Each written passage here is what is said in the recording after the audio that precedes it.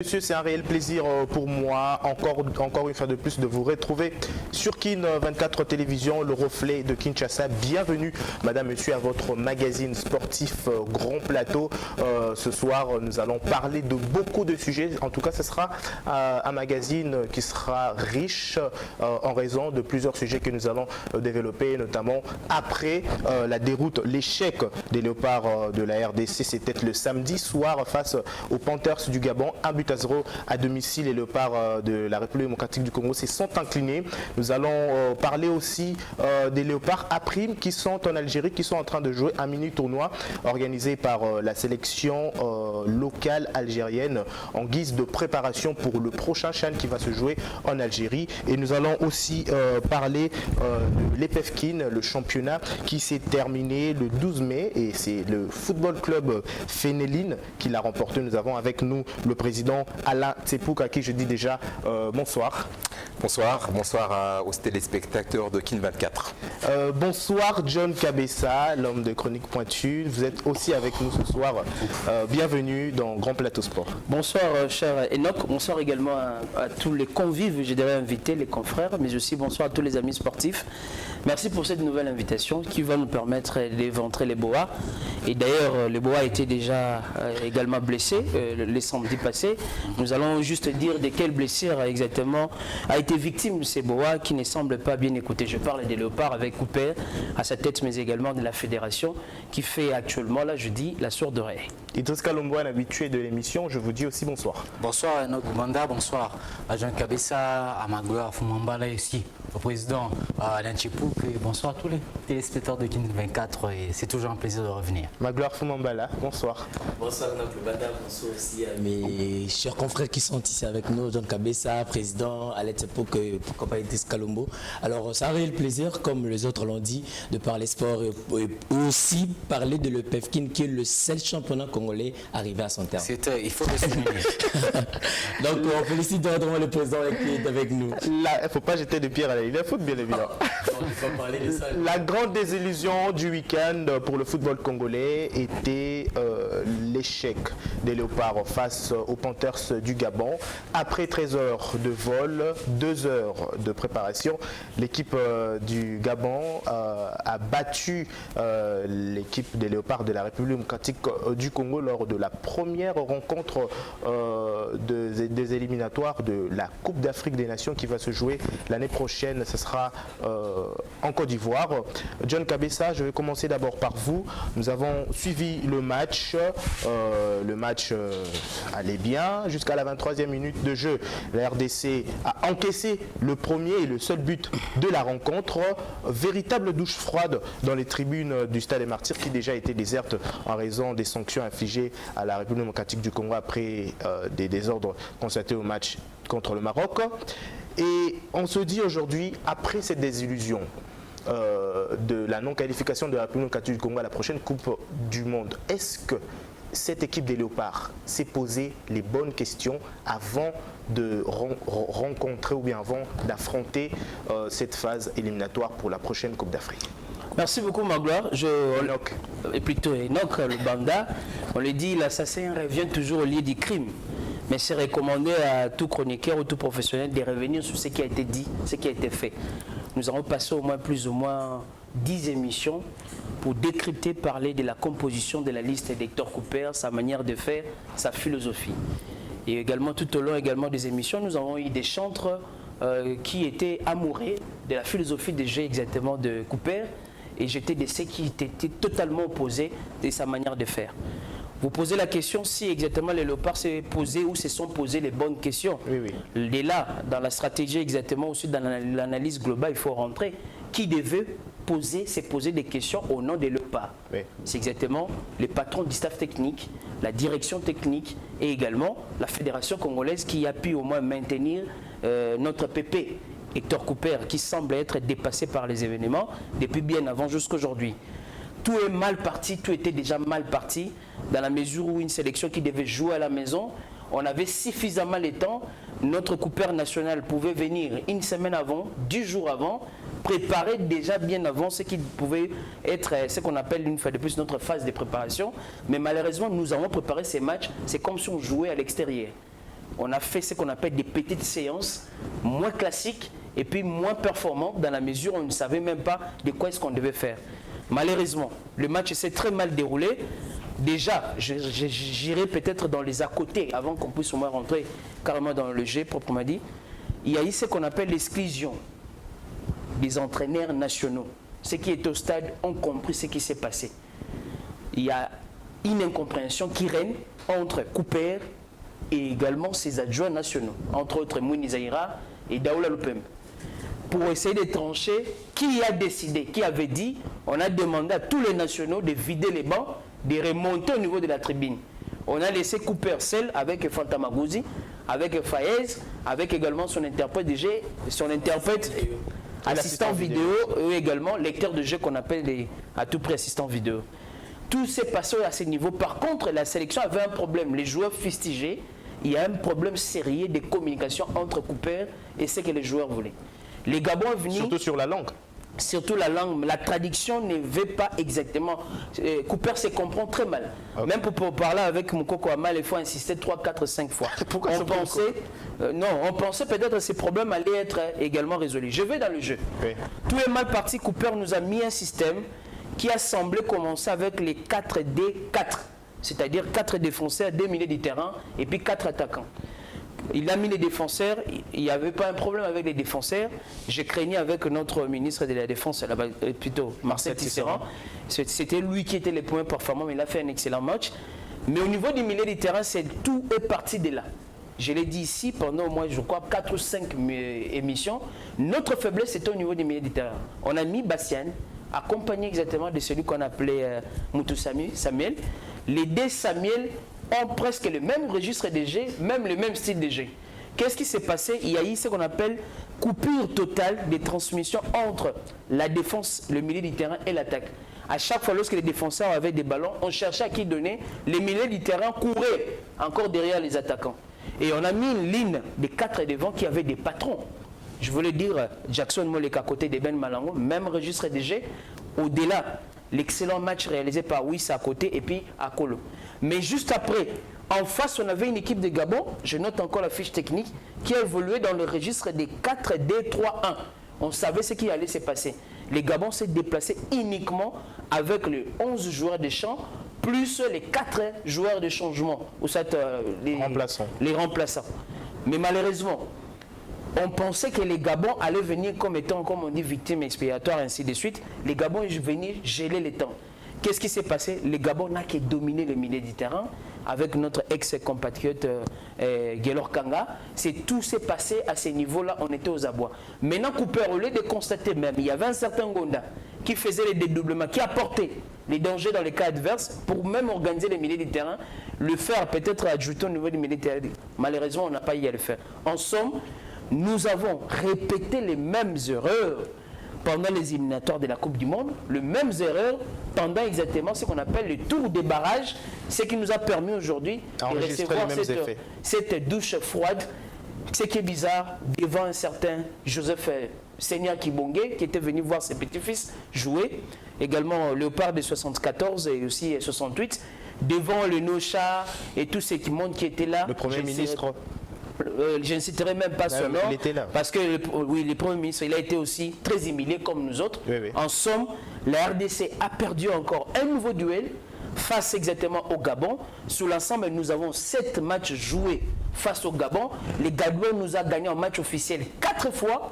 Nous, on a fait une seule victoire plus 2 nuls. Si on met aujourd'hui nos bêtes noires pouvaient résider ou rester comme la Tunisie, l'Égypte, ou également le Maroc, tant d'autres, mais on vient encore d'enregistrer, de placer aujourd'hui les Gabon comme une nation qui nous bouge carrément le fond. C'est-à-dire, on ne s'est pas posé les bonnes questions, voilà les résultats sur terrain. Merci John Kabessa, on va revenir vers vous. Alain Tsepou, qu'on a suivi la rencontre du début jusqu'à la fin, on a vu ce qui n'a pas tenu exactement, et aujourd'hui on se dit que ce match était une occasion pour les Léopards de la République de pouvoir renouer avec le public, parce que il y avait une certaine dislocation qui a existé après la contre-performance des Léopards lors des éliminatoires de la Coupe du Monde. Aujourd'hui, qu'est-ce qui n'a pas encore marché une fois de plus pour ne fût-ce que gagner le premier match? Oui, vous l'avez dit, c'était une occasion de renouer avec le public, mais au-delà des aspects techniques que votre confrère vient de soulever ici, je pense qu'il y a des problèmes beaucoup plus profonds dans cette équipe nationale. C'est une équipe nationale qui, à mon avis, n'a pas vraiment d'âme. On n'a pas une philosophie de jeu.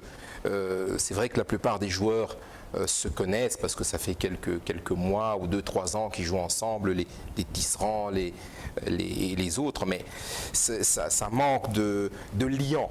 Ça manque de liant et ça manque de... Il n'y a pas d'âme. Voilà, une équipe doit avoir une âme. Je n'ai toujours pas compris quelle est la philosophie de jeu de notre équipe nationale. Ça fait déjà 3-4 matchs, les éliminatoires Cannes, les éliminatoires Coupe du Monde. Maintenant, on est dans les éliminatoires de la prochaine CAN. Personnellement, je ne vois pas clair, comme on dit. Et voilà, donc au-delà de tout ça, voilà, je pense que c'est une équipe qui est hybride, oui, en ce qui me concerne. Elle est hybride parce que voilà, elle est constituée de plusieurs joueurs, quelques joueurs locaux, quelques joueurs qui jouent à l'étranger, mais ce sont des joueurs qui jouent dans des clubs de seconde zone pour la plupart. Surtout en Europe. Ouais. Il faut le dire. Ouais. La Turquie, l'Espagne, le Portugal, la Belgique, la Thaïlande. Ce sont des championnats de seconde zone avec tout le respect qu'on peut avoir pour eux. Ouais. Et ce sont par conséquent aussi, je pense, des joueurs de seconde zone. Ouais. Donc, mais c'est ça, ce sont là les joueurs que nous avons. Donc je crois qu'il faut se poser les bonnes questions. Il faudrait peut-être reculer pour mieux sauter. Il faudrait peut-être, comme je ne cesse de le dire depuis des années, commencer à faire le travail. Oui. Commencer à faire le travail, ça veut dire voir à moyen et long terme. Ça veut dire aujourd'hui on est en 2022, il faut commencer à se préparer pour la Coupe du Monde de 2030. Et se préparer à la Coupe du Monde de 2030, ça veut dire qu'il faut mettre en place des équipes nationales d'âge, des équipes provinciales même d'âge. Aujourd'hui, on a la direction technique nationale, mais on a aussi des DTP, des directeurs techniques provinciaux. Il y a une ébauche de championnat interscolaire qui a été organisée. Donc voilà, il faut partir. Oui, mais avant cela, il y a eu localement, je crois, un championnat interscolaire en collaboration avec la FIFA. Oui. Tout cela doit servir à constituer justement des sélections provinciales au niveau scolaire, des sélections provinciales au niveau du football des jeunes, là où il est organisé. Et à partir de là, mettre en place des équipes nationales, des moins de 15 ans, des moins de 17 ans, des moins de 19 ans, juniors moins de 20 ans, espoirs moins de 23 ans. Et donc, il faut travailler sur le long terme. Il faut se projeter en 2030 et il faut prendre ces U15, ces U17 aujourd'hui et faire un travail sérieux avec eux, avec constance.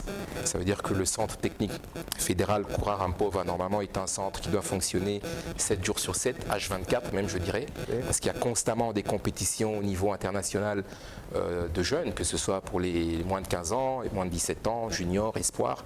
Donc il y a toujours, normalement, un groupe de jeunes, une équipe nationale qui doit être internée dans ce centre et qui doit travailler, s'entraîner. Donc c'est ça le travail qu'il faut faire en réalité. Exactement. Et c'est le travail qu'on n'a jamais fait, nous Congolais. Aujourd'hui, le football a des exigences et nous, ces exigences-là, on ne veut pas les entendre. Vous l'avez dit vous-même, votre collègue l'a dit, il y a 10 ans, le Gabon n'aurait jamais pu nous battre. Il y a 10 ans, Madagascar n'aurait jamais pu nous battre. Donc aujourd'hui, comme je disais, le football a des exigences, les pays commencent à s'organiser, même les pays d'Afrique, bien qu'il n'ait pas de championnat particulièrement relevé, parce que je ne crois pas qu'au Gabon, il y a un championnat de football qui est supérieur à notre championnat de la Lina Foot, ou même à celui de l'EPF-Kin, j'ai envie de dire. Et par contre, ils ont une équipe nationale, ces Panthères, qui continuent à nous faire mal. Oui.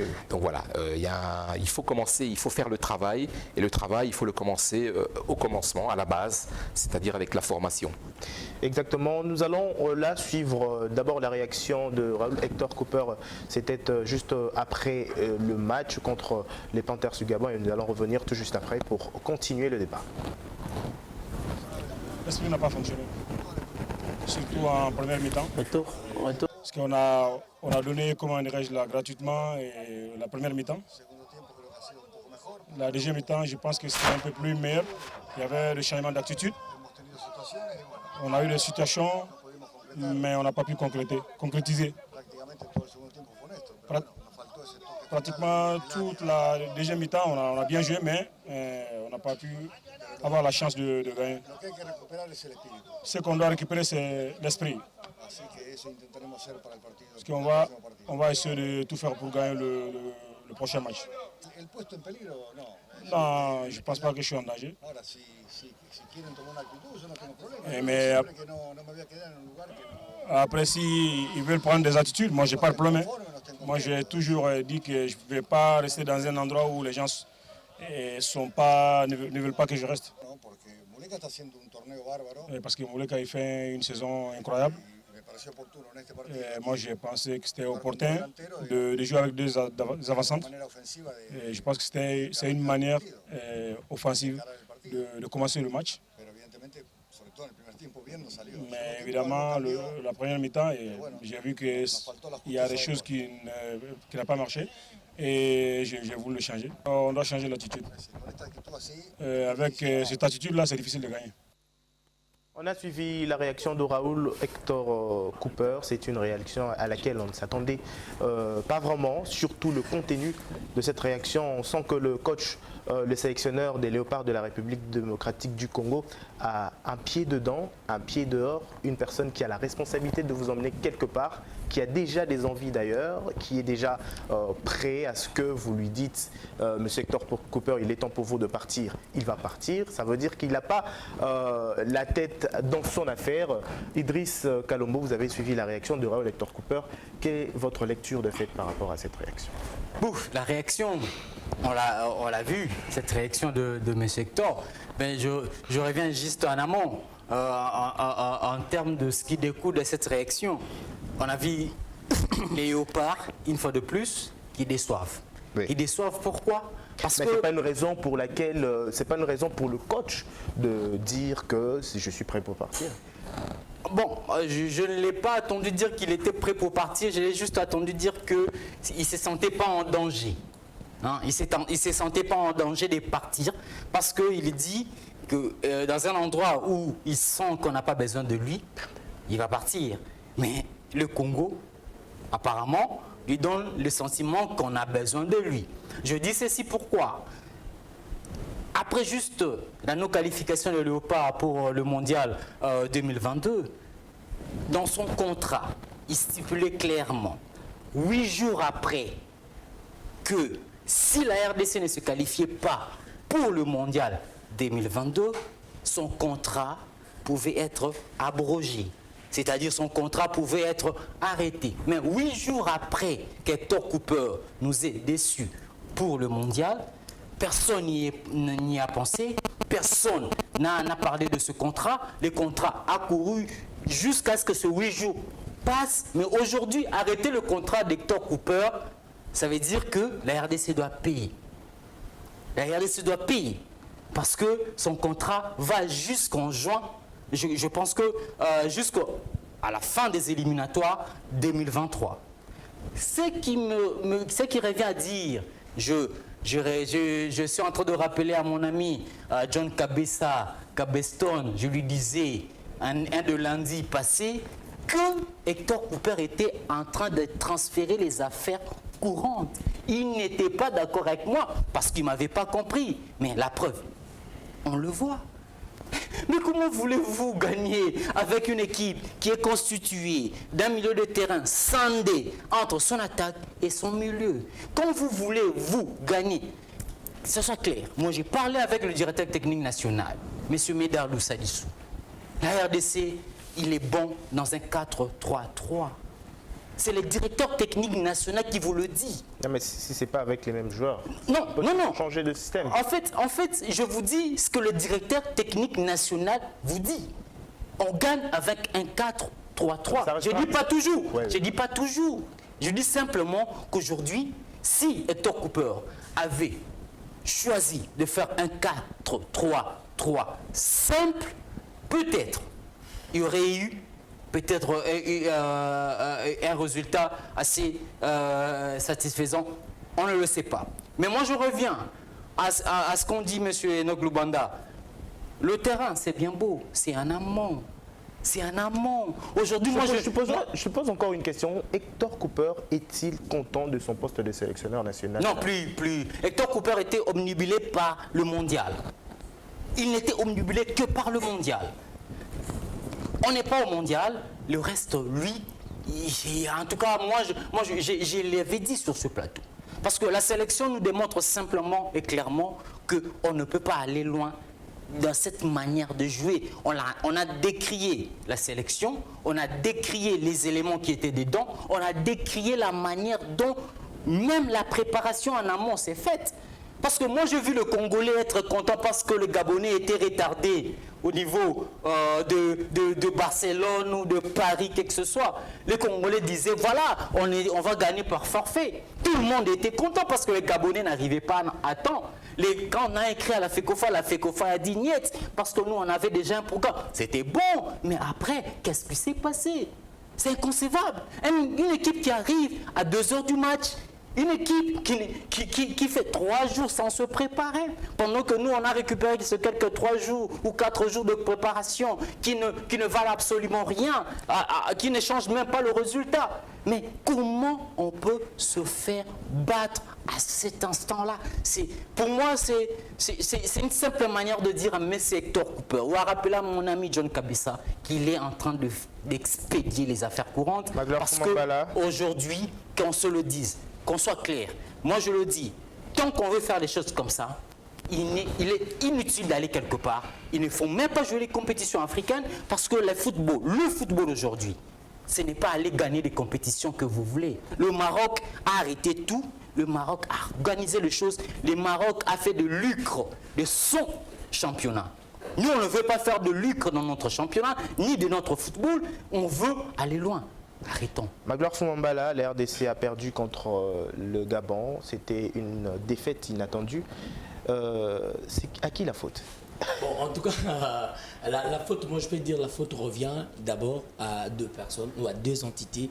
Donc, d'autre part, la FECOFA est responsable de cette désillusion de la part de la RDC. Et d'autre part aussi, c'est le ministre des Sports. Le ministre des Sports qui n'aide pas le football congolais. Encore lui. Bien sûr. Je veux dire, parce que c'est lui. Et après, on dirait aussi John Kabessa qui l'a soufflé. Voilà. Pas John, on va dire des choses telles qu'elles se présentent. Donc, Lubanda, Hector Cooper n'était pas l'homme qu'il fallait reconduire à la tête de l'OPAR de l'RDC. Après la défaite au Casablanca, Hector Cooper devrait déjà partir. Imaginez la légèreté dans laquelle elle parle après un mauvais match que le Léopard de la RDC ont réalisé. Si les autorités sont d'accord, peuvent, s'il veut me limoger, c'est à eux de décider. Pour dire que non, lui là, faites ce que vous voulez. Moi aussi, j'ai fait ce que moi je veux. C'est inconcevable. Imaginez-vous, on a commencé les entraînements quand? La plupart de nos joueurs évoluent du côté ils évoluent en étranger. Ils ont fini le championnat le 24 mai du mois passé. Le Léopard de l'RDC, ici, ont démarré les entraînements, les rassemblements quand? Le mardi. On a travaillé que 8 jours. Imaginez cette 3 jours. Imaginez cet laxisme dans la préparation. Alors comment comptez-vous avoir de bons résultats après avoir y a passé des moments, je ne sais pas quoi. D'ailleurs, la question a été posée par un journaliste à demander au coach pourquoi ces retards dans l'organisation. Or, les Gabons, ils ont déjà commencé leur préparation 10 jours avant le Léopard de l'RDC. Ils étaient en France, ils ont commencé par le gymnastique et tout, voilà. Ils étaient vraiment au point. Voilà pourquoi ils ont fait ces grands matchs. Nous, on est surpris de voir qu'on est battu chez nous à domicile. Mais ça devrait qu'être ainsi parce qu'on a très mal préparé ces matchs. Hector Cooper ne devrait pas démarrer et ne devrait pas continuer à la tête du staff technique de la RDC parce que jusque-là, son bilan n'est pas si appréciable. Comment comptez-vous donner encore la chance à Hector Cooper et puis vous voulez à ce qu'il puisse nous amener à la Coupe d'Afrique? En tout cas, c'est une chose qui ne sera jamais réalisée. Donc, pour vous, vous condamnez condamné la fédération d'avoir reconduit encore une fois de plus Raoul Hector. Exactement. Maintenu. La fédération était distraite. Idriss était en train de le dire. Tu vois, un enfant congolais, quand il naît, directement, il a cette mentalité-là que le football congolais évolue à 4-3-3. Même quand tu joues le jeu de play, mon cher. Ça peut toujours changer à n'importe quel moment. Ça peut toujours changer, mais c'est 4-3-3, c'est avec des gens. C'est dans notre sang, tu vois. On grandit déjà avec cet esprit-là, d'utiliser ces systèmes-là pour que les résultats soient meilleurs. Mais du coup, vous avez un Hector Cooper qui se complique lui-même d'abord dans son classement. Il y a des bons joueurs, il y a des joueurs qui devraient peut-être être alignés en 4-3-3. Lui, il reste qu'on puisse avoir des excentrés, 4 attaquants, une équipe qui était divisée en 2. Comment comptez-vous avoir de bons résultats, mon cher, entre nous, soit dit C'est pas vrai. Oh, je t'ai dit. John Kabessa, on va parler aussi de quelques situations que nous avons enregistrées lors de ce match. Il y avait des journalistes qui étaient agressés. C'est ça? Oui, exactement. On a d'abord déploré, une fois de plus, cette organisation apépriste. À chaque fois, la police qui vient en renfort dans des matchs, on n'essaie pas d'expliquer très bien de quoi s'agit-il.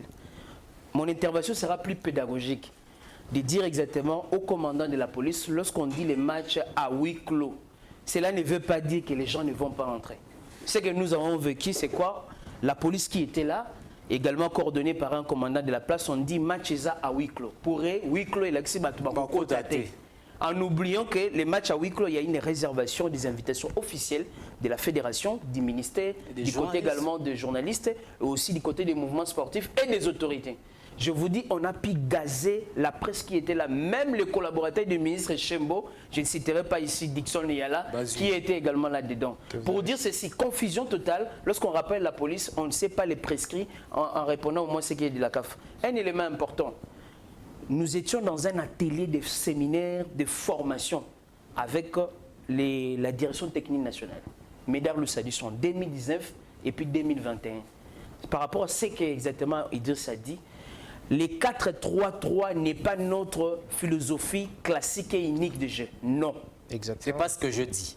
Je continue encore à expliquer. Je continue à expliquer. Je souligne ce que je dis. J'ai dit exactement parce que l'opinion a compris. Voilà, c'est pas. Non, quand tu dis que c'est qui je peux continuer. Je peux continuer. Non, je suis juste en train de recadrer. Dans son temps d'antenne. Je ne fais que reproduire. Je ne fais que recadrer.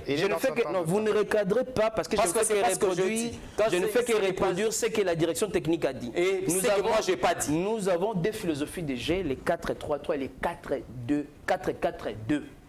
Ça dépend de chaque coach comment remodeler les deux systèmes de jeu. Mais ce n'est pas l'unique. Il n'y a pas exclusivité de jeu. Même sur le plan technique et tactique également. Une précision détail. J'ai fait plusieurs émissions ici pour parler d'où est venu Cooper et où est-ce qu'il est arrivé.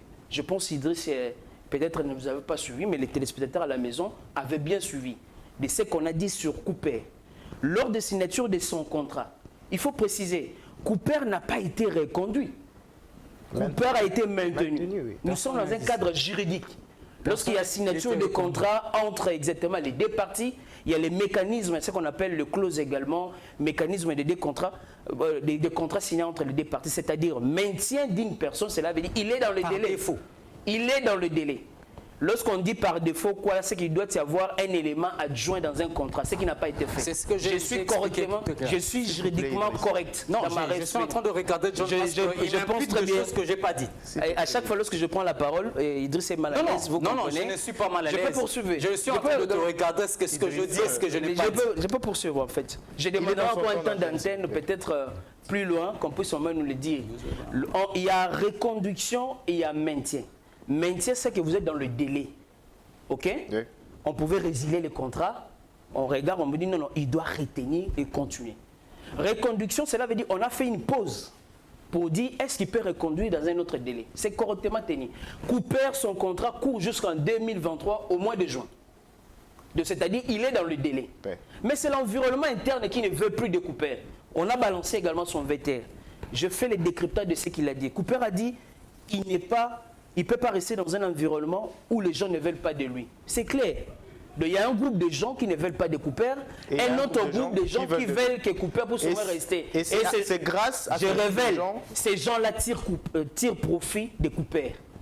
Parce qu'au regard de ce qu'on a vu comme résultat, il devait déjà partir. Oui. On te garde, on sait qu'on a un profil là-bas. Il a dit encore, il n'est pas en danger. Oui. Je me pose la question.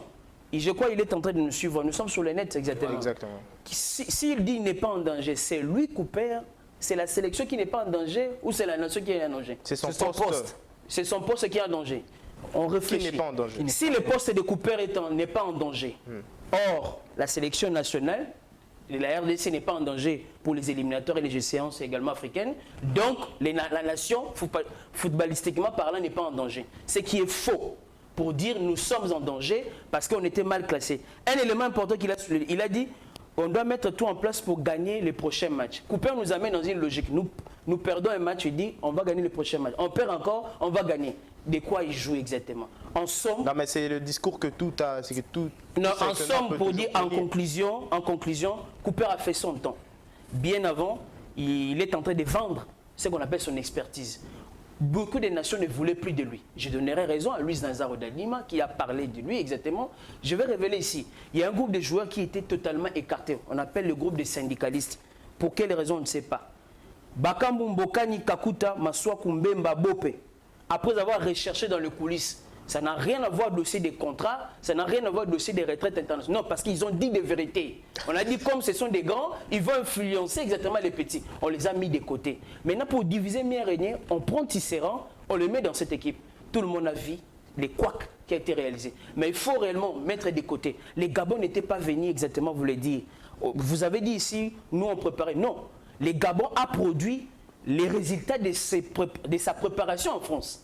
C'est d'habitude des professionnels, on sait ce qu'on a fait, les automatismes, voilà ce qu'on a fait. Mais nous, ici à Kinshasa, on ne s'est pas vanné, on faisait ce qu'on faisait. Donc je réserve, je l'ai dit encore, on a parlé avec Adelar Mayanga avant de monter également sur ces plateaux, qui a dit carrément, on ne sait pas qu'est-ce qu'on veut exactement avec la RDC au regard de toutes les leçons qui ont été étalées sur le plan mondial. Bon. Voilà un peu ce qu'on va dire, mais en somme, nous devons avoir un avis pédagogique. On n'a rien à voir avec Couper. S'il n'était pas engagé avec la RDC, on n'allait pas tirer tout. Moi, je serai là chaque lundi, chaque semaine, pour essayer de suivre. Et après le match du Soudan, on va encore analyser pour dire ce qu'il faudrait. Justement, on venait de faire une transition sur le match du Soudan. C'est un match qui va se jouer ce mercredi 8 juin. Ce sera à Khartoum. Il y a les léopards de la RDC qui y sont déjà. Ils sont logés dans un hôtel déjà à Khartoum.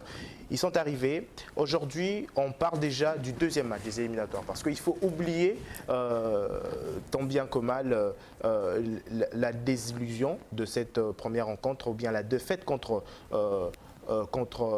les Panthers du Gabon et passer à autre chose. Le prochain match, c'est contre le Soudan. Alain Tsepouk, contre le Soudan, on a énuméré les failles. On a indexé la FECOFA, on a indexé le coach, on a indexé le comportement des joueurs, on a indexé le système de jeu développé lors du premier match. Mais cela ne veut pas dire que la RDC ne gagnera aucun match lors de ces éliminatoires. Donc il faudrait chercher un moyen pour se relever et puis jouer ce deuxième match parce qu'on a encore toutes les chances pour se qualifier pour la prochaine Coupe d'Afrique. Qu'est-ce qu'il faudrait pour la sélection de la RDC de mettre en place pour permettre à la RDC de remporter la première victoire et on vient de le dire, renouer finalement avec ce public qui est fatigué de voir tout ce qui se passe au sein de notre sélection? Oui, je ne connais pas bien, pour ne pas dire je ne connais pas du tout cette équipe nationale du Soudan, pour ne l'avoir jamais vu jouer. Simplement, ici, comme on disait tout à l'heure, au-delà des aspects techniques, je pense que il y a aussi un problème d'état d'esprit, comme on dit. Hein. Il faut finalement que tous ces joueurs qui viennent jouer pour l'équipe nationale se décident à mouiller vraiment le maillot. Okay, quand on va jouer un match de foot, quand on est dans des qualifications, c'est comme si on va à la guerre, c'est comme si on va au combat. Et quand on va au combat, il faut avoir l'état d'esprit qui va avec. C'est-à-dire qu'il faut avoir tous les attributs des hommes et il faut montrer qu'on est des hommes. Et ça, c'est sur le terrain que ça se passe. Donc voilà, moi, je suis un peu frustré chaque fois que je regarde depuis quelques temps cette équipe nationale, parce que non seulement du point de vue technique, comme vous l'avez dit, il n'y a pas grand-chose, on ne comprend pas 4-4-2 ou 4-3-3, mais au niveau de la mentalité aussi, je crois qu'il faut beaucoup travailler sur le mental training, comme on dit, hein, et il faut aller là-bas avec des réelles convictions, il faut aller là-bas avec l'idée en tête que finalement on sert le pays. Quand on va jouer pour l'équipe nationale, ben, on va jouer pour tout un pays, la République démocratique du Congo avec ses 80 millions d'habitants. On est tous derrière ces léopards et il faut que les joueurs, les acteurs principaux aient conscience de cela et qu'ils se décident finalement à faire le job correctement. Ça veut dire qu'il faut aller pour gagner, hein, il faut aller vraiment avec l'état d'esprit approprié. Voilà. Et en rapport avec le sélectionneur national, Raoul Hector Cooper, pensez-vous aujourd'hui que c'est l'homme de la situation, que c'est l'homme qui peut aussi nous emmener en Côte d'Ivoire l'année prochaine? Personnellement, je dis que non, parce que déjà, il y a la barrière de la langue. Parce que même si vous mettez un interprète, bien sûr, l'interprète va traduire, mais l'interprète ne va pas traduire le sentiment, ce que l'entraîneur veut transmettre. Donc, il va traduire de l'espagnol à l'anglais. Donc, moi, déjà, de ce point de vue-là, je considère que ça n'a pas été un bon choix. Il fallait prendre, même s'il fallait prendre un expatrié, qu'il soit au moins francophone. Je pense que ça allait être déjà plus facile. Le deuxième élément, c'est que bon, ok, M. Hector Cooper a entraîné de grands clubs, des sélections beaucoup plus importantes que la nôtre peut-être. La Coupe du Monde. Mais voilà, il n'a pas un palmarès, je crois, qui est lourd. Okay, il n'a pas dans son palmarès. Donc voilà, je ne sais pas pourquoi on a choisi Hector Cooper, mais bon, je pense qu'il aurait peut-être fallu. Au terme de la non-qualification pour la Coupe du Monde, il aurait peut-être fallu passer à autre chose, peut-être revenir sur un entraîneur congolais ou alors prendre un autre entraîneur expatrié, mais qui soit un peu plus proche de l'Afrique, je dirais. Parce que Hector Cooper est un Sud-Américain, un Argentin, mais les Argentins ne sont pas les Brésiliens ou les Colombiens. Les Brésiliens et les Colombiens sont beaucoup plus proches en termes de mentalité des Africains que les Argentins qui sont beaucoup plus européens, je dirais. Donc même quand vous allez en Amérique du Sud prendre un entraîneur, vous ne pouvez pas aller n'importe où. Il faut avoir des gens comme ça qui ont certaines accointances ou certaines similitudes culturelles avec l'Afrique, je pense.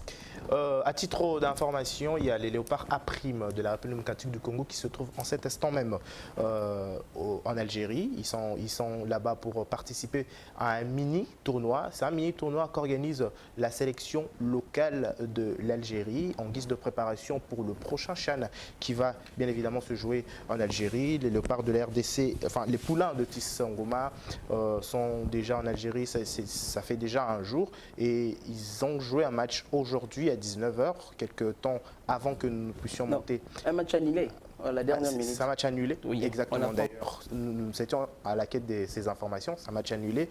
Comme vous avez encore d'autres informations? Non, juste là, il y avait confusion. On a vu Algérie, Comores. On ne savait pas de la suite. Donc, peut-être la FECOFA va nous dire de plus. Il y a eu un petit retard, il y a eu un report pour des raisons logistiques. On ne s'est pas su aux dernières heures qu'est-ce qui a été dit, mais c'était annulé à l'heure précise, donc 18h. Exactement. Donc c'est un match annulé, mais ça pourrait encore se jouer dans quelques heures. De toute façon, à chaque fois que nous aurons l'information, nous allons encore revenir lors de nos prochaines émissions en relation avec le sport pour vous donner plus d'informations sur ce match. Idriss Kalombo, nous avons vu le premier match. Demain, enfin le mercredi, ça sera le match contre le Soudan. Comment la RDC peut faire finalement pour enregistrer une victoire, parce qu'on en a marre des défaites? On ne fera pas de miracle. On fera pas de miracle. On est vacciné Congo. De toutes les manières, qu'on le veuille ou pas, on doit souhaiter que le Congo gagne. Mais je n'irai pas dans une forme de pensée positive et extrême, dans la mesure où j'ai vu ce que le Congo a produit, je connais la valeur que le Congo est en train de produire. Je ne remets pas en cause les joueurs. Il faut se le dire. Je ne remets pas en cause ces joueurs qui sont sélectionnés. Ces joueurs qui sont sélectionnés, c'est pratiquement la valeur de la RDC. On n'en a pas d'autres plus meilleurs que ça. Oui. Bon, comme il parle d'Assom Balanga, comme il parle de, je ne sais pas moi, de qui joue en Turquie, en tout cas, la valeur qu'on a aujourd'hui n'est pas plus meilleure que ce qu'on n'aurait pas pris en termes de qualité aujourd'hui. La qualité qu'on a en équipe nationale, c'est ce qu'on a et on va faire avec. Pour répondre à la question de savoir si la RDC pourra faire mieux face au Soudan, la Mauritanie, qui a battu l'équipe soudanaise et veut, face à l'équipe gabonaise, gagner, et nous, face au Soudan, on veut faire un bon résultat. Je souhaite qu'on fasse un bon résultat, mais moi, je reviens en amour. Je reviens en amour, monsieur Enoch Lubanda. Je ne veux même pas qu'on gagne. Je ne veux même pas qu'on aille à la Coupe d'Afrique de Nations. Sinon, on ne saura pas que les choses ne se passent pas. Je ne veux même pas qu'on y aille.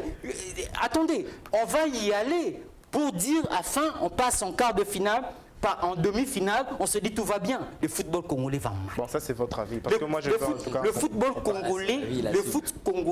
congolais va très mal. En partant de l'encadrement, en partant de la formation, jusqu'à arriver à l'élite du football congolais, c'est pas comme ça qu'on organise le foot. Le football est en train de générer beaucoup de fonds aujourd'hui, beaucoup de moyens. Aujourd'hui, en RDC, on a des clubs qui comptent, on le suppose comme ça, 5 millions de supporters, 6 millions de supporters, allant même à 10 millions de supporters. Mais aujourd'hui, on n'arrive même pas à mobiliser 1 million de dollars en termes de sport, en termes de football congolais. Ça veut dire qu'il y a une maladie qui est profonde. Moi, mon appel restera dans cette forme. Le président de la Fédération congolaise de football qui va arriver. Oui. Je ne sais pas moi qui sera, que ce soit, on parle de Ilunga Irita, qu'on parle de Shaban Inonda, qu'on parle d'Aziz Bakoukoula, qu'on parle de toutes les personnes qu'on veut parler. Mais aujourd'hui, c'est ce gars qui va me dire, Idriss, on peut créer de l'argent dans le football congolais. Aujourd'hui, on regarde le championnat national gratuitement. Aujourd'hui, les joueurs jouent. Enoch Lubanda, donnez-moi 2 minutes que je vous explique. Oui. Il y a des joueurs, aujourd'hui, on a un club, à l'instar, je prends un exemple, d'Eric Motema Pembe, qui a 33 joueurs. Vous faites 33 joueurs fois 20 clubs qui existent aujourd'hui en Ligue nationale de football. Dites-moi combien de joueurs sont susceptibles aujourd'hui de gagner leur vie rien qu'avec le football.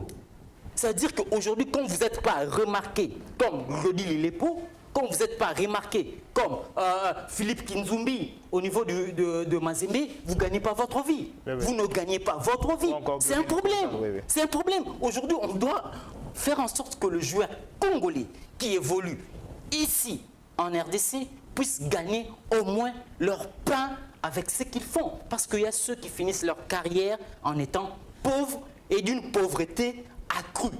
C'est ça ce qui est mon problème. Le problème est de réformer le football congolais dans son fond. Tant qu'on sera là, on va jouer contre le Gabon. Il va nous battre à 2 heures, à presque 1 heure d'entraînement. Quand on jouera avec le Soudan va nous humilier parce que le football, c'est pas gagné. Le Maroc l'a compris. Le Maroc a fait de l'argent. Aujourd'hui, le Maroc est une référence. Merci. Voilà, je vais préciser l'information. Voilà, je viens de faire l'information. Le match a bel et bien eu lieu. Le Léopard ont battu le Sénégal.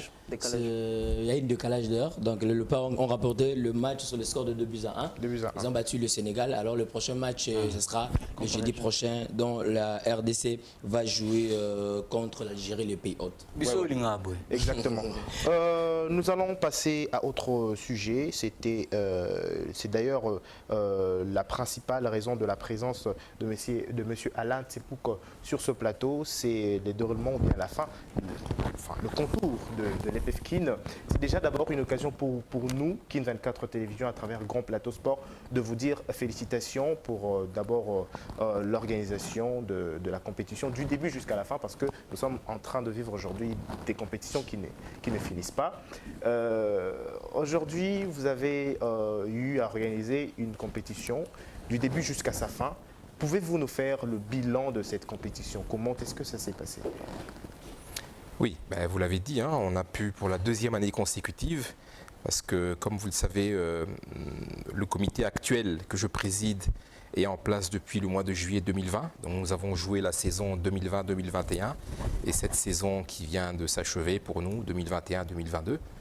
Et donc déjà la première année, nous avions 20 clubs et nous avons pu organiser le championnat dans des conditions acceptables. C'est-à-dire que nous avions 20 clubs, donc nous avions 2 journées et 3 terrains. Et donc on faisait jouer 4 matchs sur le terrain de Limba, 4 matchs sur le terrain de Oudjana et 2 matchs au stade des Martyrs. Et donc c'est ainsi que chaque journée toutes les équipes, donc les 20 équipes du championnat pour la saison passée, jouaient leur match. Et ça a été comme ça de la 5e journée de la phase aller jusqu'à la fin de la phase retour. Pour cette année, comme vous le savez, le PFKIN est passé à 32 clubs. Exactement. Donc c'est comme ça qu'on a pensé à cette formule d'éclater le championnat en deux. Donc en réalité, on a organisé 2 championnats, celui de la poule A et celui de la poule B. Et nous avions 2 terrains à disposition, donc 2 poules de 16. Pour 2 terrains, ça nous faisait 4 matchs par journée. Oui. Okay, donc on avait 4 matchs à Lemba le lundi et 4 matchs à Oudjana toujours le lundi pour la poule A. Et le jeudi, la même chose pour la poule B, 4 matchs à Lemba et 4 matchs à Oudjana. Donc de cette manière-là, mieux que la saison passée, je dirais mieux parce que la saison passée, nous avons eu de la régularité dans les matchs à partir de la 5e journée. Mais cette année, c'était dès la première journée que nous avons pu élaborer ce calendrier et le respecter dans le sens où il n'y a eu aucun report, aucun match annulé pour quelque motif que ce soit. Et donc voilà, c'est comme ça qu'on a pu porter ce championnat à terme.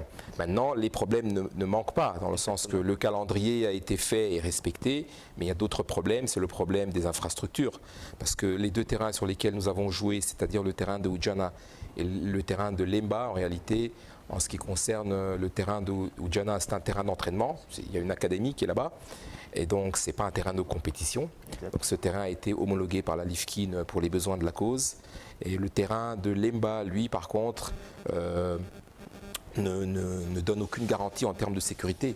C'est-à-dire qu'il y a une telle promiscuité entre le public à l'extérieur et les terrains que ça se termine toujours soit avec un joueur agressé, un arbitre blessé. Il n'y a pas eu d'incident enregistré? Si, il y a eu quelques incidents, heureusement pas trop graves, mais vous avez quand même eu quelques arbitres qui ont été blessés, agressés par des joueurs ou par des supporters. Donc le problème des infrastructures est un réel problème. Et ces 2 terrains sont en fait très détériorés aujourd'hui. Donc je ne sais pas comment on va faire pour l'année prochaine. Surtout par rapport à l'usure. Exactement. Pour l'année prochaine, le championnat de l'EPFKIN est quand même le championnat d'élite de la ville-province de Kinshasa. Et donc, il devrait se jouer dans des bonnes conditions. Malheureusement, ces 2 terrains-là, s'ils ne sont pas refaits, ne pourront pas nous permettre de jouer dans des bonnes conditions. Et ça, c'est vraiment dommage. Donc, ça nous ramène un peu au problème des infrastructures sportives. Vous savez que c'est depuis 2019 que le stade Tata Raphaël est fermé. Oui. Et c'est très grave. C'est très grave parce que... D'ailleurs, même la Linafoot en paye les frais. Exactement. C'est très grave parce que voilà, finalement, ça dénote d'un... Je ne sais pas quel est le problème, mais finalement, si vous ne faites pas, si vous ne mettez pas en place, si vous n'aménagez pas d'infrastructure, vous ne pouvez pas avoir de compétition de bon niveau. Et donc, finalement, vous allez toujours revenir ici et vous plaindre des équipes nationales. Parce que ça se répercute finalement sur les équipes nationales. Parce que même l'encadrement des jeunes, il faudrait aussi des infrastructures. Exactement. Donc, le championnat doit se jouer pour que les joueurs soient compétitifs. Et pour que ces joueurs compétitifs puissent aller en équipe nationale et être performants. Or, ici chez nous, on prend le cas de la Linafoot, voilà, c'est très compliqué, ça vient de recommencer. La Ligue 2, ici à l'ouest, ça se joue, mais à l'est, si j'ai bien compris, la Ligue 2 ne se joue pas vraiment. Donc, au niveau du football des jeunes, pareil, il n'y a pas d'infrastructure. Et au niveau des ententes urbaines, ici à Kinshasa, c'est vraiment... Personnellement, moi aussi, je suis un ancien joueur de football et je continue à jouer au football dans le loisir. C'est triste. Moi, je suis vraiment triste pour cette jeunesse qui finalement à qui on ne donne aucune perspective d'avenir, finalement. Parce qu'un joueur des ententes urbaines ou un joueur de l'EPFKIN qui finalement n'a aucune chance, si je puis dire, de s'améliorer, parce que si les infrastructures sont de mauvaise qualité, le joueur ne s'améliore pas. Donc c'est un joueur qui est condamné, si vous me permettez l'expression, à jouer au football et à terminer la carrière, comme l'a dit monsieur ici à côté, pauvre. Et c'est ça la réalité. Donc c'est important de mettre en place une vraie politique sportive. C'est important d'investir massivement dans les infrastructures. On a une population de 80 millions d'habitants. 80% de cette population a entre 0 et 25 ans, donc c'est une population jeune. Il faut lui donner la possibilité de faire du sport. Et pour cela, il faut investir dans les infrastructures, mais massivement. Parce qu'aujourd'hui, à Kinshasa, il y a entre 16 et 18 millions d'habitants. Donc il faut énormément de terrains de football, de basket, de volley, de handball, donc de tous les sports en général. Et en ce qui concerne ce que votre collègue, si vous me permettez, disait, effectivement, il faut, pour entrer dans le football business, qui est la seule solution pour faire en sorte que nos athlètes puissent vivre de leur passion ou de leur métier, eh ben, il faut développer des infrastructures. Et pour cela, il faut faire en sorte qu'il y ait assez d'infrastructures, que le spectacle soit un spectacle de qualité, parce que le football fait partie de l'industrie du divertissement. Et donc, pour que le spectacle soit de bonne qualité, il faut qu'il y ait des bons joueurs. Et donc, de fil en aiguille, pour qu'il y ait des bons joueurs, il faut qu'ils soient formés, etc. Et puis, il faut des stades. Et au stade, il faut que les gens puissent aller de manière sécurisée, des familles, papa, maman, les enfants, pour qu'ils puissent dépenser de l'argent, pour qu'il y ait de la rétrocession.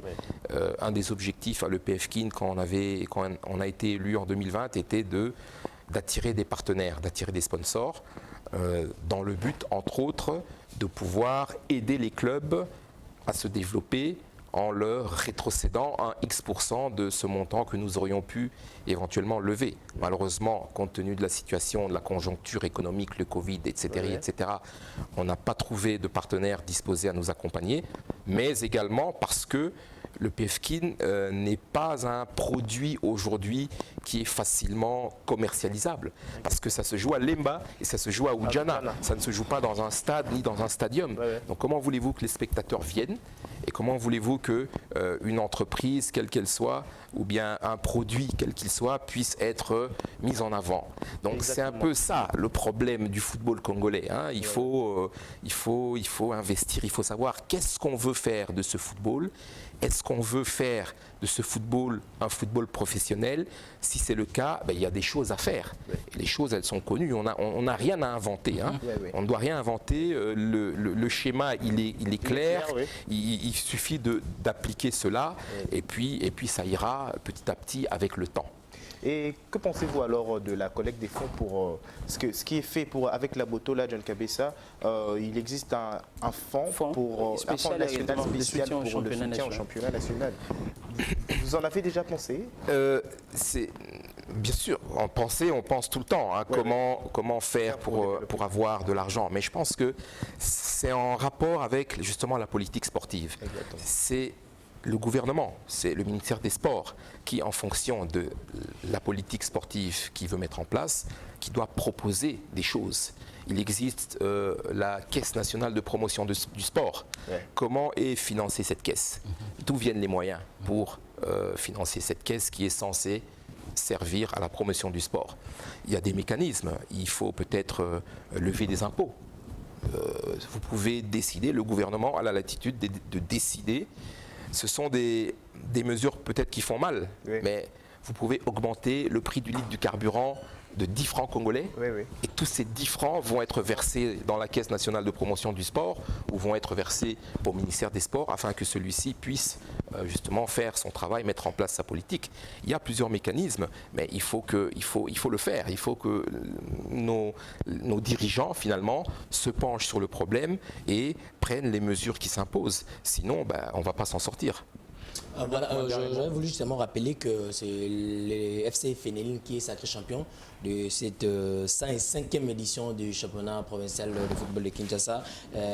Cette équipe avait battu la formation de l'AC Oudjana, que vous êtes l'ex-promoteur sur le score de 2-1. Et puis il y a eu le joueur Izel Elib de l'AC Oudjana qui est fini meilleur buteur avec 17 réalisations. Il est suivi par Chama de Oseka avec 12 buts. Alors président, FC Fénéline, sacré champion devant AC Oudjana, est-ce qu'on peut dire que la méritocratie a régné dans les championnats de l'EPF Kin?